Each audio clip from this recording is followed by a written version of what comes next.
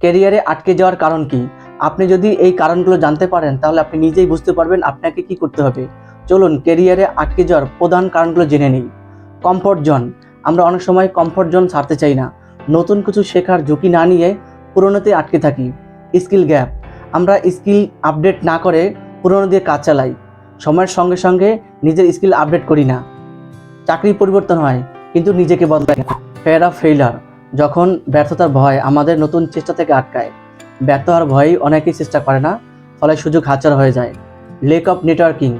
যখন আমরা সঠিক নেটওয়ার্কিং তৈরি করতে পারি না, কেবল পরিশ্রমই হয় না, সঠিক মানুষ এবং কানেকশন না থাকলে ক্যারিয়ার থেমে যায়। Policy and negativity. অফিস পলিটিক্সে জড়িয়ে পড়া এবং নেগেটিভ এনভায়রনমেন্টে আটকে থাকা। Fixed mindset.